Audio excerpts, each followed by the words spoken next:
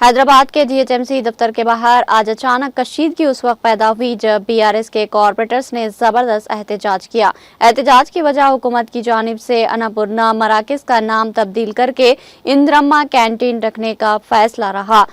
Corporators ने नारेबाजी करते हुए मुतालबा किया कि इन मराकज का नाम साबिक़ा हुकूमत के कायम करदा अन्नपूर्णा मराकज के तौर पर ही बरकरार रखा जाए।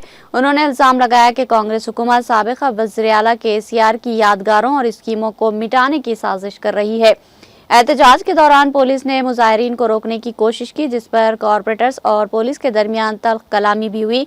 मुजाहिरीन ने पुलिस के रवैये के खिलाफ भी नारे बुलंद किए और इल्जाम लगाया कि पुलिस कांग्रेस लीडरों के इशारों पर काम कर रही है। बीआरएस कॉरपोरेटर्स ने हुकूमत से पुरजोर मुतालबा किया कि वो साबिक़ा बीआरएस हुकूमत की अवामी फलाही स्कीमों को जुकतू जारी रखे और इनके नाम या शनाख्त में तब्दीली से बाज रहे।